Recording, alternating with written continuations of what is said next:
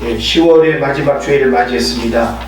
벌써 또 이와 같이 한 달의 시간을 기록하고 이제 11월을 맞는 이런 또 시간의 흐름 속에서 또 계절의 변화도 찾아오고 날씨의 변화도 또 찾아오는 때에 예배 자리에 나오신 여러분들 주 이름으로 축복합니다. 우리는 매일매일 해야 할 일과 어쩌다가 또 할 수 있는 일이 있고 또 매일매일 우리가 또 해야 할 일과 1년에 한 차례나 평생 한 번 또 할 수 있는 그런 일들이 있기도 합니다. 자, 여러분 매일매일 여러분이 해야 할 일이 있다고 한다면 무엇일까요?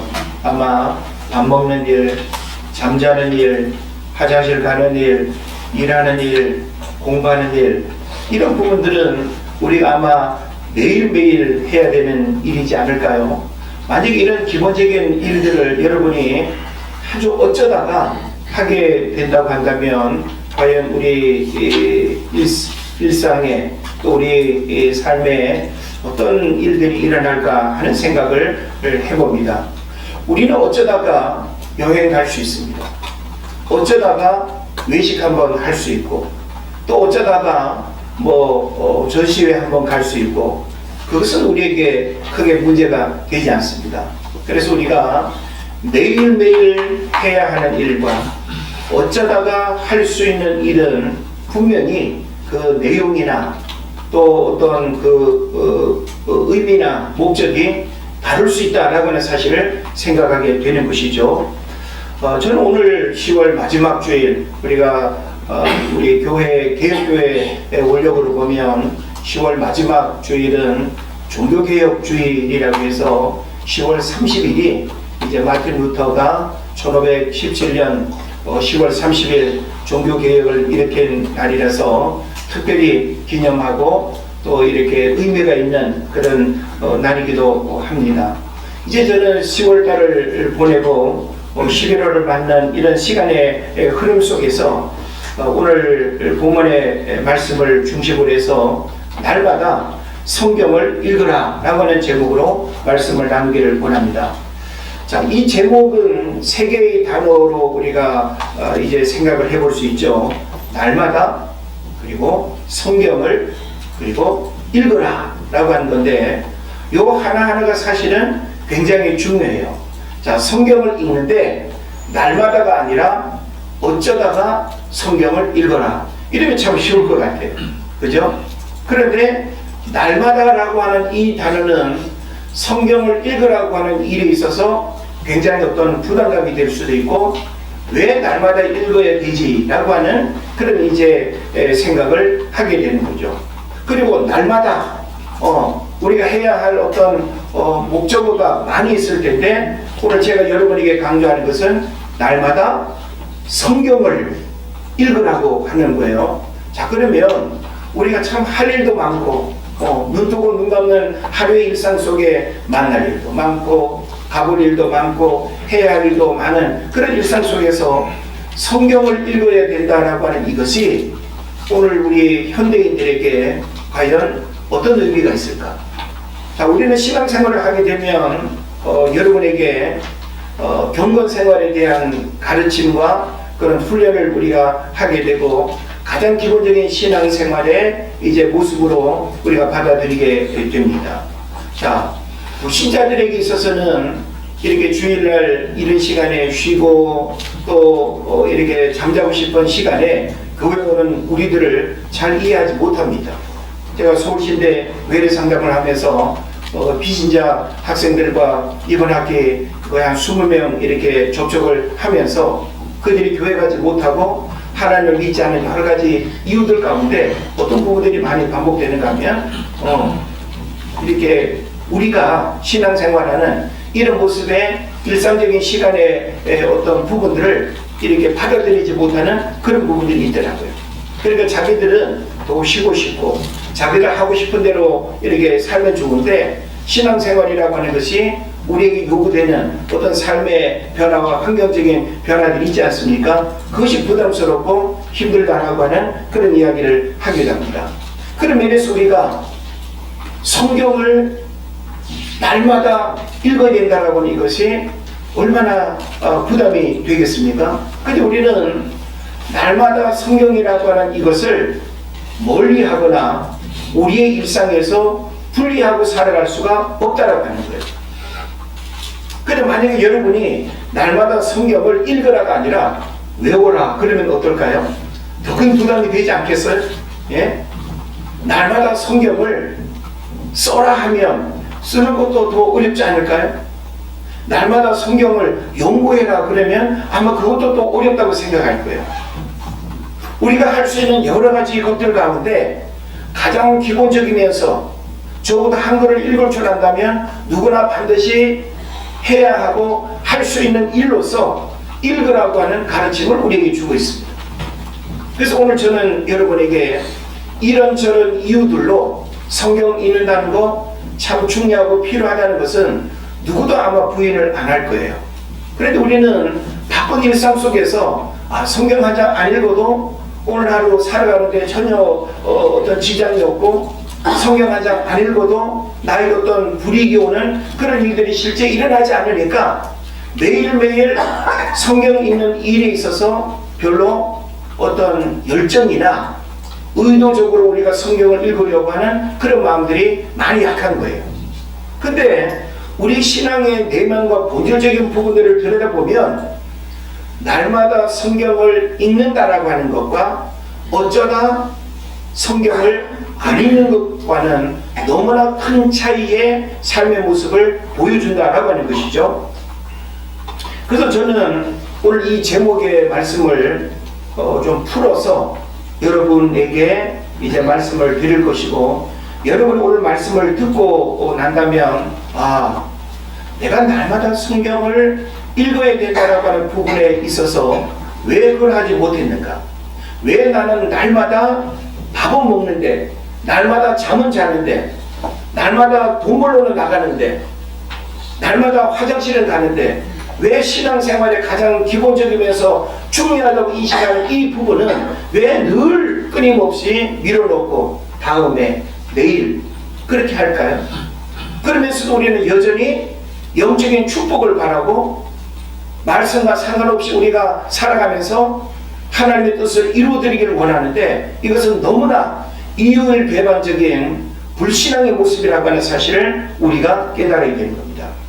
오늘 저는 여러분에게 먼저 성경이 어떤 책인가라고 하는 것을 말씀을 드리면서 이 성경의 중요성을 여러분이 다시 한번 깨닫고, 그 중요한 성경 하나님의 말씀을 내가 왜 가까이 하고 매일 읽어야 하는지, 그 어떤 것보다 가장 우선해야 되는 그 일이 날마다 성경을 읽어야 된다라고 하는 이것을 여러분이 일상의 새로운 변화로 받아들이지 않고 바뀌지 않으면 여러분은 늘 어떤 불만족과 여러 가지 일상의 어려움 속에서 살아갈 수밖에 없습니다. 자, 성경은 세계에서 가장 많이 출판되고 가장 많이 번역되고 가장 많이 읽히는 최고의 베스트셀러 중에 베스트예요. 성경만큼 가장 많이 만들어진 책이 없습니다. 가장 많이 번역된 책이 없고 가장 많이 읽은 책이 세상에 없습니다. 이만큼 성경은 지구상의 수많은 사람들에게 성경은 애독되었고 그리고 필요하고 요구된다라고 하는 사실입니다. 자, 그러면 여러분, 성경은 무엇인가? 라고 이렇게 질문을 받는다면 여러분 성경에 대해서 뭐라고 설명하시겠습니까? 성경은 하나님의 말씀입니다. 다른 어떤 긴 설명 필요 없이 가장 중요한 핵심을 이야기한다면 성경은 하나님의 말씀이다. 거기에 무슨 하나님의 말씀이라는 것을 빼놓고 어떤 설명을 한다 하더라도 그것은 본질이 아닙니다. 우리는 성경을 이야기할 때 성경은 하나님의 말씀이다. 여러분이 지금 보고 있는, 여러분이 듣고 있는 이 말씀이 하나님이라는 사실이죠. 그래서 하나님의 말씀으로서 1600년이라고 하는 긴 시간 동안 40여 명의 저자를 통해서 기록된 게 성경입니다. 이 얘기는 뭔가 하면 성경이 66권이잖아요. 성경 66권의 기록이 됐는데 가장 먼저 쓰여진 책과 가장 늦게 쓰여진 책의 시간적인 간격이 1600년이나 된다는 거예요. 그리고 40여 명의 저자들을 통해서 성경이 기록됐습니다. 그러면 동시대도 아니고 한 사람에 의해서도 쓰여진 게 아닌데 이 성경에 놀라운 그 특징이 뭔가 하면 통일성이 있다는 거예요. 그리고 다양성이 있다는 거예요. 그래서 통일성 속에 다양성이 있고 다양성 속에 통일성이 있는 이게 바로 성경이 갖고 있는 놀라운 특징이 되는 것입니다. 그래서 우리가 하나님을 만난다라고 하는 것은 산속에서 만나고 꿈속에서 만나고 막 이상한 행동을 통해서 우리가 하나님을 봤다 만났다 이렇게 하는 것이 아니라 하나님을 여러분이 가장 정확하게 만나는 것은 오직 하나님의 말씀을 통해서 뿐입니다. 요한복음 1장 1절에서 말합니다. 태초에 말씀이 계시니라. 이 말씀이 하나님과 함께 계셨으니 이 말씀이 곧 하나님이시다. 말씀이 뭐라고요? 말씀이 하나님이에요. 여러분 오늘 말씀을 듣는 것은 누구를 만나는 거예요? 하나님을 만나서 하나님의 말씀을 듣는 거예요. 그럼 여러분 우리는 사회적인 지위와 신분이 높은 사람을 만나게 될 때 오늘 뭘 입을까? 머리를 어떻게 할까? 우리의 이미지 거울 앞에서 한 번쯤도 돌아보지 않습니까? 그러면 온 우주 만물을 창조하신 그 하나님을 만나러 올 때 여러분 어떤 마음가짐이어야 될까요? 어떤 준비를 해야 될까요? 우리는 시간도 하나님 앞에 드리는 거예요. 여러분 우리가 11시에 예배를 드리면 시간도 하나님 앞에 드리는 거예요. 시간을 지켜서 하나님 앞에 나오고 적어도 예배 전에 내가 교회 나와서 오늘 주실 은혜를 사모하고 오늘 주실 그 만남을 내가 준비하고 대기하는 거예요. 헐레벌떡 나오고 시간 안 지키고 이것은 벌써 우리가 하나님을 만나는 일에 있어서의 기본적인 자세에 문제가 있는 거예요. 우리의 복장도 사실은 굉장히 중요합니다. 여러분이 교회 와서 예배하는 자세도 사실은 굉장히 중요합니다.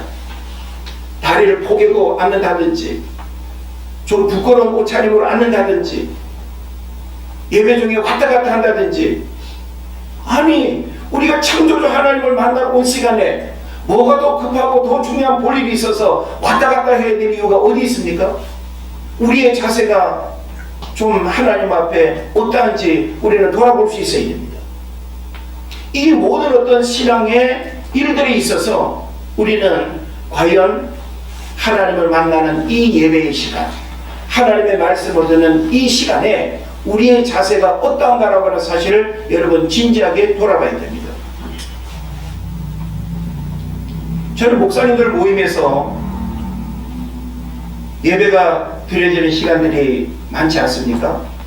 그런데 제법 여러 목사님들이 목회자가 설교하는 시간에 눈을 감고 말씀을 듣는 모습을 볼 때가 많아요. 저 뭐지? 거부하는 건가? 듣기 싫어하는 건가? 여러분 누구를 만날 때 눈 감고 대화하시는 분 있나요? 잠은 집에 가서 자야죠. 우리가 창조주 하나님을 예배하는 이 시간에 와서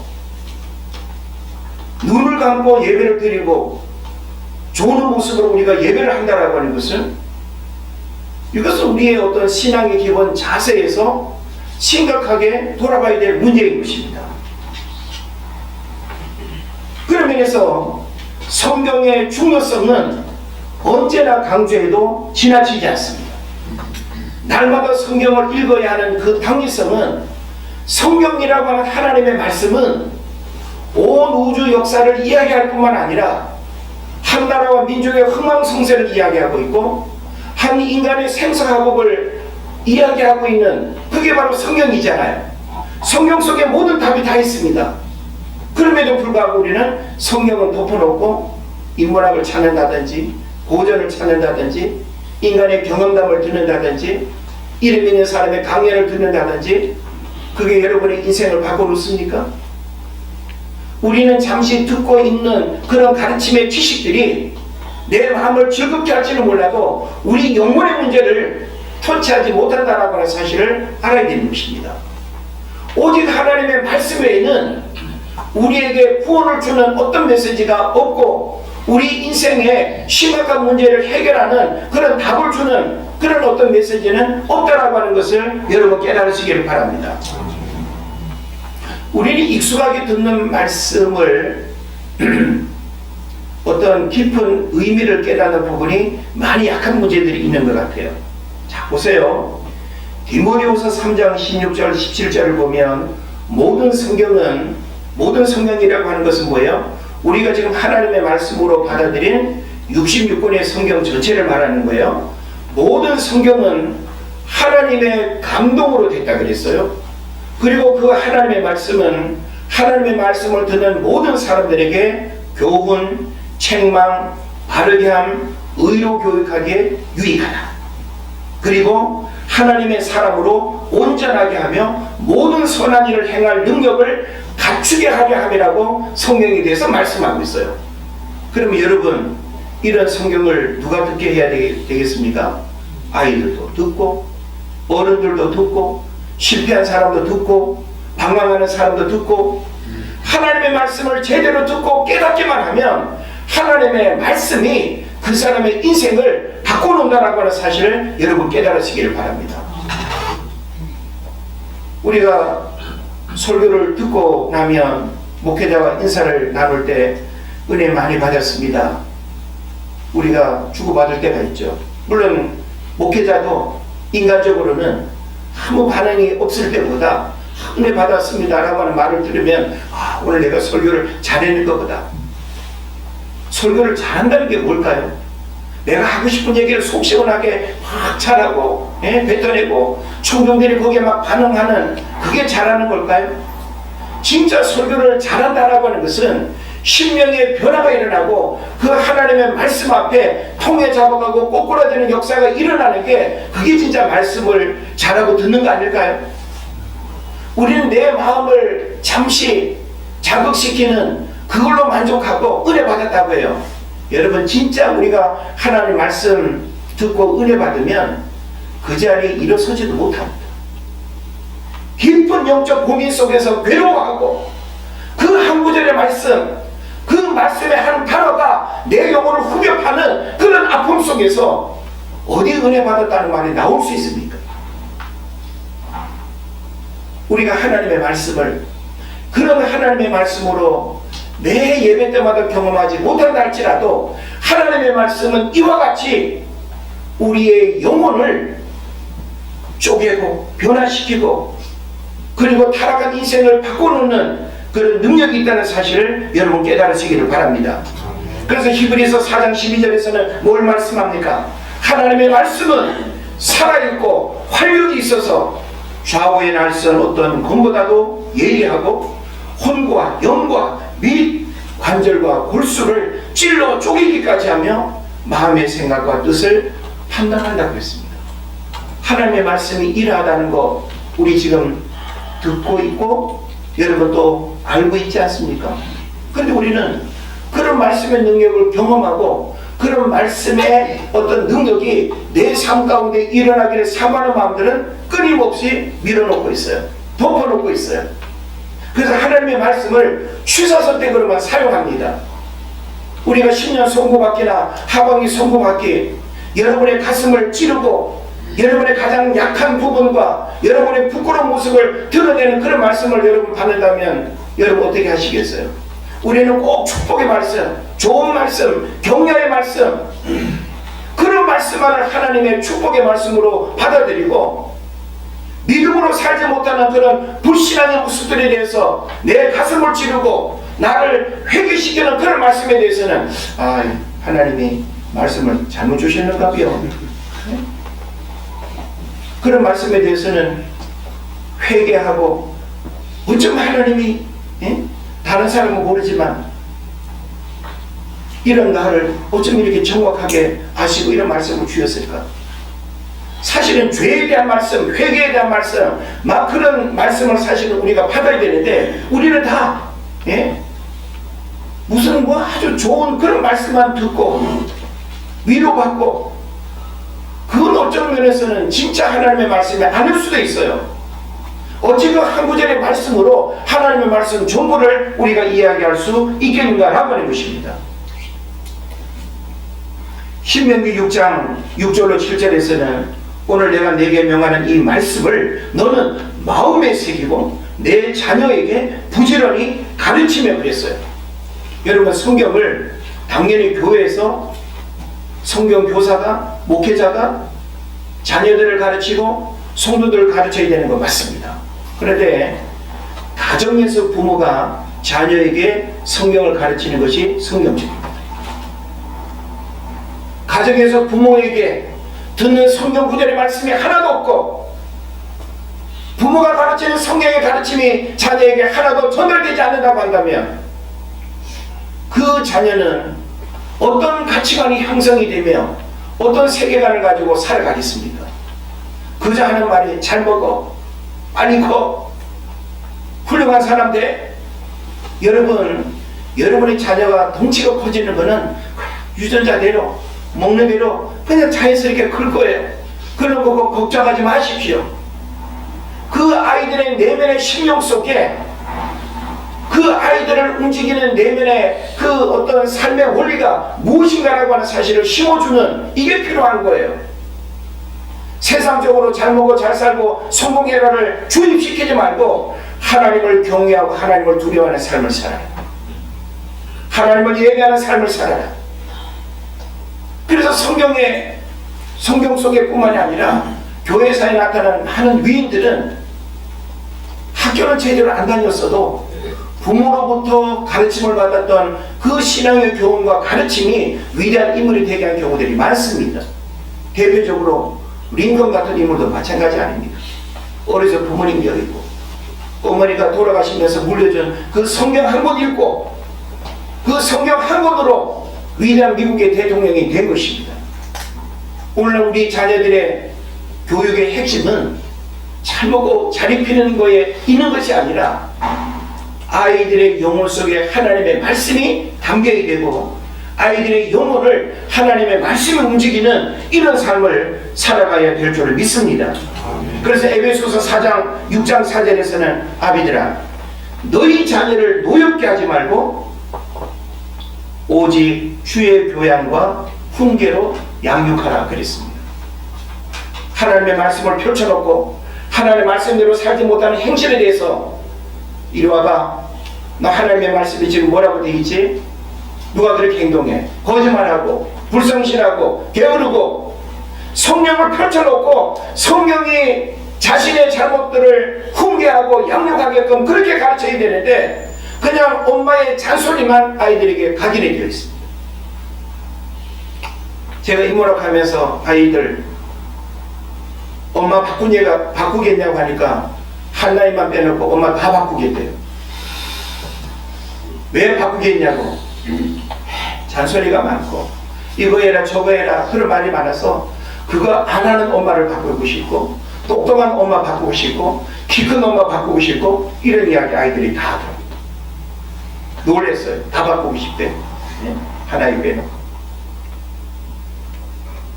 우리는 우리의 아이들을 가르칠 때 하나님의 말씀의 가르침에 근거가 되겠죠.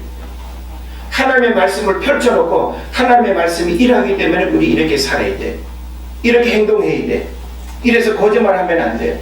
이래서 너는 열심히 공부해야 돼. 하나님의 말씀이 가정에서부터 교육이 되지 않고 부모로부터 들려지는 하나님의 말씀이 없는 그 자녀가 어디 가서 듣고 어디 가서 배워서 그렇게 훌륭한 사람이 되기를 원하십니까? 잠언 22장 6절에서는 이어서 말합니다. 마땅히 행할 길을 아이에게 가르치라. 그리하면 늙어도 그것을 떠나지 아니하리라. 할 말 있습니까? 오늘 우리의 문제는 다른 데 문제가 있는 게 아니에요.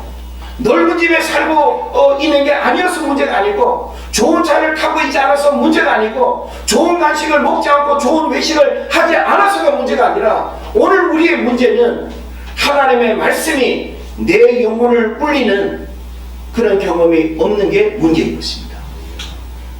아이들이 어리면 어릴수록 더 순수한 마음에 하나님의 말씀이 강하게 각인될 수 있어요. 우리의 자녀들이 더 이상 부모의 가르침이 없는 하나님의 말씀 까닭에 아이들의 어떤 심령과 인격에 하나님의 말씀이 제대로 각인되면 그 하나님의 말씀이 그 아이의 인생을 이끌어갈 줄 믿습니다. 하나님의 말씀을 심어줄 생각은 안 하고 내 어디 여행에 나가고 캠핑 다니고 좋은 거 먹이고 입히고 우리의 자녀들이 기름진 음식 안 먹고 메이크업 옷을 안 입어서 아이들이 이렇게 망가졌습니까? 중요한 거는 어른도 마찬가지지만 의식이에요. 내가 살아가는 삶의 의식이 하나님의 말씀에 근거해서 하나님의 말씀이 우리를 이끌어갈 때 우리는 진정한 축복의 삶을 살아가게 된다는 거 깨달으시기를 바랍니다. 그래서 계시록 1장 3절에서 정확하게 말씀하고 있어요. 물론 사도 요한이 반모섬에서 장차 되어질 그 일에 대한 말씀을 받았지만 그 말씀이나 앞에 우리가 지금 보고 있는 이 모든 것도 동일한 하나님의 말씀이라고 할 때 이 모든 예언의 말씀을 읽는 자들과 듣는 자들과 그 가운데 기록한 것을 지키는 자들이 복이 있다고 성경이 정확하게 말하고 있습니다. 여러분, 성경은 더 이상 들고 다니면 심리적으로 나를 보호하고 안정감을 느끼는 그런 도구가 아닙니다. 성경책 차에 두고 다니고 사무실에 놓고 다니면 안전할 거라고 생각하는 부족처럼 생각하지 마세요. 십자가 목걸이 갖고 다니면 여러분 안전합니까? 오늘 우리는 우리의 신앙이 이상한 기복적인 신앙에 머물러 있다는 걸 여러분 정확하게 진단해야 됩니다. 하나님의 말씀은 성경에서 우리 마음의 심리의 세계라고 했지 성경책 들고 다니는 걸로 위로 삼고 십자가를 목걸이를 하고 다니라고 해가지고 내가 무슨 구원받은 증거인 것처럼 그렇게 착각해서는 안 된다는 거예요. 그런 면에서 우리는 하나님의 말씀을 진정 두렵고 떨림으로 읽고 듣고 묵상하고 깨달아야 될 줄 믿습니다. 우리가 성경을 보면 아주 특징적인 그 장들이 있죠. 자, 말씀장이라는 별명이 붙은 곳이 어디입니까? 시편 119편이에요. 175절. 성경에서 가장 긴 절. 그죠? 여러분, 하나님의 말씀이 어떠한가에 대해서 가르침을 주는 시편 119편 그 한 편만 여러분 한번 읽어보세요. 물론 175절까지 기니까 여러 장 읽긴 해야 되겠지만 그 말씀장에서 하나님의 말씀이 얼마나 중요한가라고 하는 사실을 우리에게 가르치는 것을 여러분 귀담아 들을 수 있어야 됩니다. 청년이 무엇으로 그 행실을 깨끗하게 하겠는가? 오직 주의 말씀을 따라 삼갈 것입니다. 하나님의 말씀에 대한 영적인 헐떡거림이 있어야 된다고도 말씀하고 있습니다. 우리는 하나님의 말씀을 새로운 관점에서 이해하고 오늘 바쁜 현대 문명 속에 우리가 분명히 살아가고 있지만 왜 하나님의 말씀을 사모하고 귀히 여기고 그 하나님의 말씀을 날마다 읽어야 되는 그 이유가 어디에 있는가라고 하는 사실을 우리는 분명히 깨달아야 됩니다. 너가 읽으면 좋을 책이 아니라 내가 읽어야 될, 너가 읽어야 될 것이 아니라 오늘 내가 반드시 읽어야 될 하나님의 말씀으로 여러분이 받아들여야 된다는 것입니다. 미국 400대 재벌 중에 24%, 약 100명이 유대인이라고 합니다. 더 압축해서 40명의 큰 재벌을 뽑으면 그 중에 24명이 유대인이라고 합니다. 뉴욕의 교사의 60%가 유대인이고 미국의 유명 대학 총장의 90%가 유대인입니다. 더구나 노벨상을 받은 300여 명 중에 유대인이 93명이나 된다고 합니다. 유대인의 탁월함은 유전자에 있지 않습니다. 교육에 있고 그 교육의 핵심은 하나님의 말씀인 토라, 율법을 끊임없이 읽고 낭송하고 말씀하고 구전에서 구전도로 전해지고 듣는 이것이 위대한 유대인으로 살아가게 하는 비결인 줄 여러분 믿으시길 바랍니다. 유대인들은 구약 성경 모세오경에만 머물러 있어요. 그럼에도 불구하고 세계 모든 민족 위에 뛰어난 민족으로 그들이 살아간다면 오늘 우리에게는 예수 그리스도까지 주신 이 놀라운 축복을 생각할 때 우리는 어떤 삶을 살아갈 수 있겠습니까? 우리는 유대인들보다 더 탁월한 사람이 될 수 있고 탁월한 민족이 될 수 있음에도 불구하고 오늘 우리의 문제는 그들과는 너무나 비교될 정도로 삶의 가치관과 오늘 우리의 삶의 모습들은 신앙 중심, 말씀 중심이 아닌 지극히 세상적으로 잘 먹고 잘 사는 그런 번영과 축복의 은혜만을 사모하기 때문에 이런 본질적인 부분에서 큰 차이가 난다고 생각을 해봅니다. 우리는 우리의 자녀들이 하나님의 말씀을 읽는 일을 귀히 여기고 듣는 일을 즐거워하고 예배하는 일을 아이들이 즐거워할 수 있도록 우리는 잘 가르치고 인도해야 됩니다. 이렇게 저는 여러분에게 성경의 여러 말씀을 이렇게 중심으로 해서 왜 우리가 하나님의 말씀을 가까이 해야 되는가, 왜 우리는 날마다 성경을 이렇게 읽어야 되는가 라고 하는 부분에 있어서 우리 자신의 삶을 돌아보게 되는 것이죠. 신앙생활하면서 지금까지 신구약 성경을 여러분 몇 번이나 읽어보셨습니까? 몇 번 읽어야 되는 것이 우리에게 요구되지는 않습니다. 어떤 분은 자기 나이 숫자만큼 읽어야 된다고 그렇게 읽는 분들도 있더라고요. 쉽지는 않겠죠. 1년에 뭐 3독을 한다, 5독을 한다, 그런 분들도 분명히 있습니다. 근데 우리는 성경 1독은커녕 내가 하나님의 말씀을 영의 양식으로 내가 공급하기 위해서 지난 일주일의 시간 속에 정말 영의 양식으로 내가 공급하기 위해서 성경을 읽고 펼친 일이 여러분 몇 번이나 있을까요? 우리는 너무나 많은 변명과 자기 합리화 속에 살아가고 있어요. 주님 바빴잖아요. 정말 바빠요. 저도 저의 일상을 돌아보면 너무 바빠요. 그래서 이제는 그 바쁜 시간을 조금 하나님 앞에 서는 시간으로의 변화가 필요하다는 생각을 심각하게 진단하고 있습니다. 무엇 때문에 내가 바쁜가? 내가 분명히 하나님을 위해서 바쁜 시간을 분명히 보내고 있는데 과연 함정은 없을까? 나를 바쁘게 하는, 이걸 저는 돌아보는 거예요.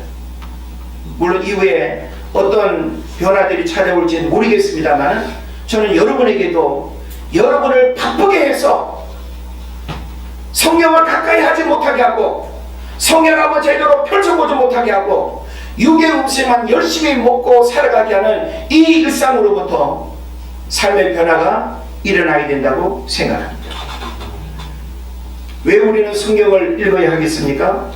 성경은 우리가 많은 수식어로 이야기할 때 영의 양식이라고 하죠. 육의 양식은 우리가 다 이해를 하는데 영의 양식으로 하나님의 말씀을 먹어야 된다는 일에서는 그 심각성이나 필요성이 많이 약한 것 같아요. 밥은 한 끼만 안 먹어도 막 어지러워, 나 오늘 못 갈 것 같아, 막 난리잖아요. 예? 근데 하나님의 말씀은 안 읽어도 안 들어도 아무렇지도 않고 마음의 부담감도 없고 현기증도 일어나지도 않고, 예? 오히려 이 성경 논리만 팽팽 돌아가가지고 더 그냥 주변 상황에 더 민감하고, 이게 성령의 역사일까요? 아닙니다. 성경은 신앙의 교과서입니다. 공부하는 학생들에게 있어서 제일 중요한 공부의 도구가 뭘까요? 교과서예요. 그래서 우리나라 교과서가 너무 어렵다라고 하는 최근에 그 다큐, EBS 다큐를 제가 보면서 전문가들로부터 뭔가 좀 교과서의 내용이 많이 바뀌었으면 좋겠다 하는 그런 생각을 해보는데 아이들이 교과서를 안 읽는데요. 교과서를 봐도 교과서의 내용을 잘 이해를 못한대요. 그러니 공부를 잘할 수가 있어요, 없어요? 없는 거죠. 다른 참고도서 없어도 교과서 하나만으로 교과서의 본래의 어떤 지식과 정보를 충분히 습득할 수 있는 내용으로 만들어져야 되는데 아이들이 교과서가 어렵대요. 그래서 유럽의 여러 나라 그 교과서와 이렇게 비교를 하면서 그 아이들은 교과서가 모든 공부의 중심이에요. 교과서에 답이 다 있고 교과서를 쉽게 보는 그런 부분이 있는데 우리나라는 교과서가 많이 어렵대. 예? 자, 그건 뭐 세상적인 거고. 자, 우리가 성경을 교과서라고 우리가 말한다면 교과서를 덮어놓고 신앙생활을 잘할 수 있을까요? 교과서를 덮어놓고 신앙의 축복을 우리가 기대할 수 있을까요? 성경은 교과서예요. 우리에게 필요한 가장 기본적인 신앙의 원리와 여러 가지 가르침의 내용들을 담고 있습니다.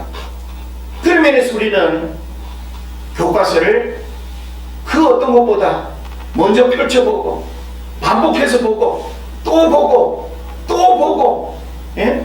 물론 우리가 이 성경은 이스라엘이라고 하는 역사적 배경을 가지고 있기 때문에 여러분이 성지 이스라엘을 다녀오지 못했거나 그런 어떤 배경 지식에 대한 공부나 이해가 부족하다고 한다면 성경을 보는 것도 한계가 있어요. 예. 제가 아는 어떤 여행 그 가이드가 교회 다닌 지 얼마 안 되는데 성경을 한 번도 안 읽어봤는데 이스라엘 성지를 다녀오고 난 다음에 성경을 보니까 성경을 보는 눈이 달라지더래요. 성경을 안 읽은 상태에서 그 배경에 대한 경험들을 성지순례를 하고 오니까 성경을 쉽게 이해하고 넘어가더라는 거예요. 여러분 돈 많이 벌어서 동남아 여행 가고 뭐 유럽 여행 가고 하는 거 계획 세우는 거 중요합니다. 우리 지방에 안에도 보니까 뭐 일이 크지 않은 교회인데 성도들이 열 몇 명 막 이렇게 예? 이 돈 모아가지고 성지순례 작년에 다녀왔다고 하는 그런 교회들도 있더라고요. 여러분이 신앙생활 20년, 30년, 50년 이렇게 했으면 오랫동안 책 속에서만 보고 익혔던 그 성경의 어떤 배경을 여러분이 실제 성지순례를 통해서 경험할 수 있다고 한다면 여러분 성경을 보는 눈이 열리고 바뀌어질 줄로 믿습니다. 예, 뭐 이 부분은 좀 다른 맥락이긴 하겠습니다만은 여러분에게도 그런 기회들이 주어진다면 좋겠습니다. 또 성경은 진리를 알게 하고 축복의 원리를 알게 하는 영생을 얻는 방법을 우리에게 알려줍니다. 또 성경은 고난을 이겨내게 하는 힘을 주고 시험을 이기는 방법을 알려줍니다. 그런 면에서 우리가 성경을 읽어야 하는 이유, 당위성은 선택의 여지가 없습니다. 이런 중요성, 성경이 이런 내용을 담고 있고 이런 어떤 가르침을 우리에게 준다고 할 때 우리가 이 성경을 무시하고 성경이라고 하는 교과서를 덮어놓고 사서삼경을 여러분 찾으시겠어요? 고전을 찾으시겠어요? 불경을 읽으시겠어요? 코란을 읽으시겠어요? 거기에는 답이 없습니다. 창조주 하나님이 우리 인생에 대해서, 세상에 대해서, 하나님 나라에 대해서 담고 있는 이 성경 하나님의 말씀만이 우리 인생에 답을 줄 줄로 믿습니다. 신앙의 개혁과 종교 개혁은 말씀을 읽고 듣는 것으로부터 시작했습니다. 예. 그래서 우리가 성경을 보게 되면 요시야의 종교 개혁이 나오죠. 그죠? 열왕기하 23장인가요? 거기 보면 요시야 왕이 등극하면서 예, 선진들이 우상을 숭배하면서 타락한 그 시대에 요시야 왕이 종교개혁을 통해서 모든 우상 숭배했던 불신앙과 악한 것들을 다 그냥 철폐하고 다 불태우고 하나님 앞에 복을 받는, 하나님 보시기에 악을 행하는 것이 아니라 하나님 보시기에 선을 행하는 왕으로 인정받는 것 보게 됩니다. 요시야의 종교개혁의 핵심은 뭘까요? 하나님의 말씀, 성경을 읽는 거였어요. 백성들로 하여금 제사장을 통해서 뭔지 모든 그 성경을 꺼내서 그 백성들을 향해서 하나님의 말씀이 들려지고 그 하나님의 말씀을 듣고 읽게 되어질 때 통의 자복이 일어나고 회개의 역사가 일어나고 우상 숭배가 사라지는 그런 일들이 일어날 줄로 믿습니다. 또 느헤미야의 신앙 회복 운동 여러분 잘 아시지요? 바벨론 포로에서 이스라엘 백성들이 귀환합니다. 52일 만에 성벽을 재건합니다. 그리고 그 안에 이제 성전을 회복하고 그 다음에 자기 거처를 회복하는 그런 일들 우리가 보게 되죠. 그런데 이 느헤미야의 신앙 회복도 결국은 그 공동체에서 떠나 있었던, 사라졌던 하나님의 말씀을 찾아내고 그 온 백성들로 하여금 하나님의 말씀을 듣게 하고 아멘 아멘 화답하면서 그 말씀 앞에서 통해 자복하고 새로운 공동체로서의 그런 영적 회복은 오직 하나님의 말씀으로만 가능했습니다. 느헤미야의 신앙교육 운동도 하나님의 말씀이었습니다. 그리고 아까도 잠시 언급했지만 1517년 마틴 루터에 의해서 일어난 종교개혁도 역시 하나님의 말씀입니다. 오직 성경, 오직 믿음, 오직 은혜, 오직 영광. 예? 이것이 바로 종교개혁의 가장 중요한 모토였습니다. 그 가운데 오직 성경이라고 하는 것은 그 당시에 오직 성경이 아니었습니다. 성경은 없었습니다. 성경은 누구에게만 있었어요? 사제들만 보거나 사제들만 접할 수 있었어요. 일반 신자들은 성경이 뭔지도 모르고 감히 그 성스러운 하나님의 말씀을 접한다는 것을 금기시했습니다. 그렇기 때문에 사제가 이야기하는 가르침이 신의 명령처럼 전해지고 안 들으면 그냥 벌받을 것 같고 그래서 면죄부를 하든지 잘못된 이 캐톨릭의 그런 교리들이 거기에서 흘러나왔던 것입니다. 그래서 결국은 마틴 루터가 하나님의 말씀을 읽고 묵상하고 깨달으면서 로마서 1장에서 영적인 자유함을 얻게 되지 않습니까? 그게 바로 종교개혁을 하게 된 아주 중요한 계기예요. 뭡니까? 오직 의인은 믿음으로 말미암아 살리라. 이것을 몰랐어요. 마틴 루터도. 그래서 그 성 베드로 성당의 계단을 무릎 꿇고 올라가면서 그 자신의 죄 문제를 이 고행을 하면은 자유하게 될까? 벗어날까? 근데 고행을 통해서도 금식을 통해서도 어떤 방법으로도 그 영적인 자유함을 누리지 못했습니다. 그런데 오직 의인은 믿음으로 말미암아 자유롭게 되고 인정을 받는다라고 하는 이 가르침을 본인이 직접 성경을 읽으면서 깨닫게 된 거예요. 그러면서 그 당시 로마 캐톨릭 안에 교황의 어떤 잘못된 권위에서 보여지는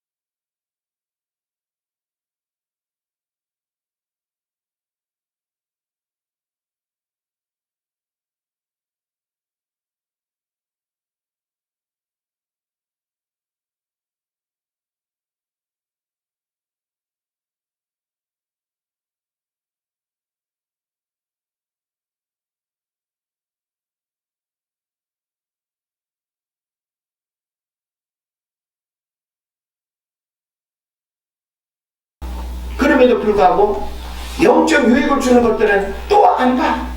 재미없대. 재미없대. 우리 아이들 좋은 다큐 프로 제가 보게 하는데 얼마나 유익해요. 근데 공적인 그런 학업이라고 하는 만남을 통해서는 가능한데 그냥 보라고 하면 아이들 볼까요? 안 볼까요? 1도 안 본대. 안 본다는 거죠. 안 본대. 안 보죠. 더 자극적인 게 얼마나 많은데 게임하기는 쉬워도 그런 좋은 다큐 프로를 보면서 뭔가 생각을 성숙시키고 새로운 지식과 정보를 습득하는 거 관심이 없는 거예요. 더 그보다 더 우리 영혼의 문제까지 복되게 하는 하나님의 말씀을 가까이 하는 거, 그런 게임도 있고 그런 퀴즈도 있고 한데도 그런 거 별로 가까이 안 해. 재미없다는데 뭐라고 하겠어요.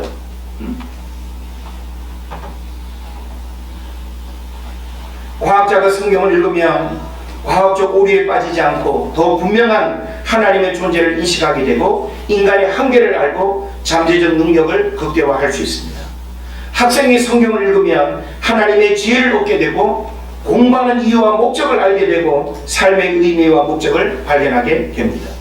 사업하는 사람이 성경을 읽으면 돈을 버는 이유와 목적을 알게 되고 청지기적 삶이 무엇인지를 알게 되고 하나님께 드리는 삶의 축복을 받게 될 줄로 믿습니다. 부모가 성경을 읽으면 행복의 비밀과 자녀 교육의 방법과 가정의 소중함을 지켜 나갈 수 있는 방법을 습득하게 되는 것입니다.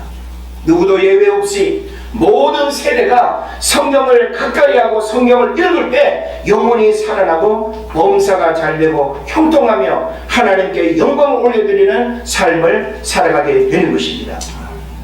이제 우리는 더 이상 바빠서 성경을 못 읽는다, 힘들어서 피곤해서 성경을 못 읽는다, 그것은 성경을 읽지 못하는 일에 어떤 이유도 될 수가 없습니다. 눈이 안 좋아서 성경을 못 읽으면, 귀가 고장나지 않았다면 귀로 들을 수도 있는 것입니다. 귀까지 고장났습니까? 눈도 열리지 않습니까? 점자로도 성경을 읽을 수도 있습니다. 하고자 한다면 우리는 하나님 주신 이 건강한 젊음과 시간과 눈과 귀가 있음에도 불구하고 너무나 우리는 시간을 낭비하고 있고 하나님 우리에게 허락하신 이 소중한 영적 축복의 기회들을 우리 스스로가 닫아놓고 살아가는 이런 어리석음의 우를 우리가 범하고 있습니다.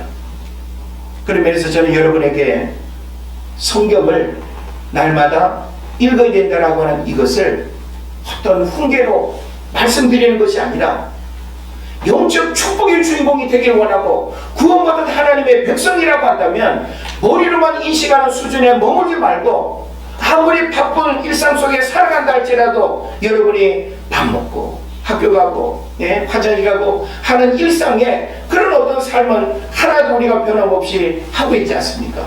그런 면에서 우리는 날마다 성경을 읽어야 된다라고 하는 이 중요한 명제 앞에서 어떤 이유 변명 없이 오늘부터 여러분이 새롭게 말씀 앞에 가까이 나아가는 그런 은혜가 있기를 바랍니다.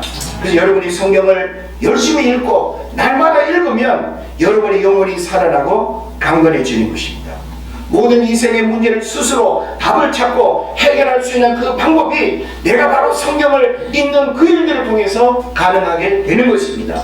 그리고 무엇보다 강력한 크리스찬의 삶을 살아가게 됩니다.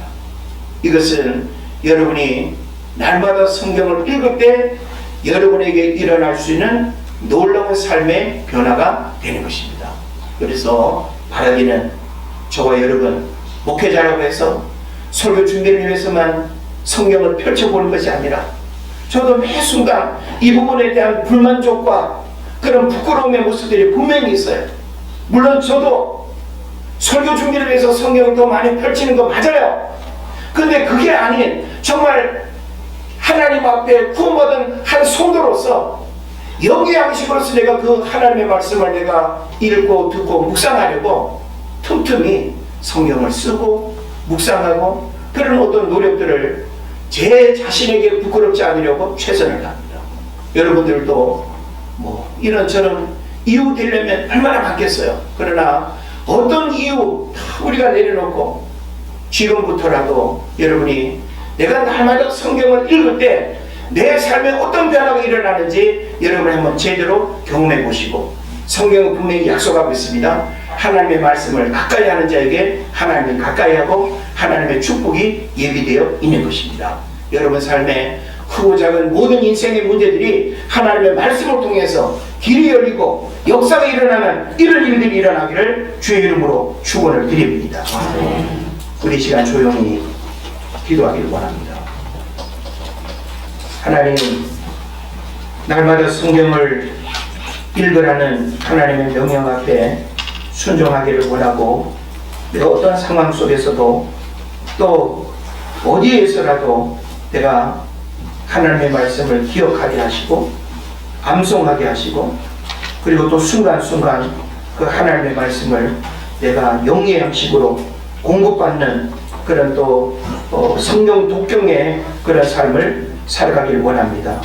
우리가 또 신앙의 또 다짐과 또 결심의 마음으로 우리 조용히 기도하겠습니다.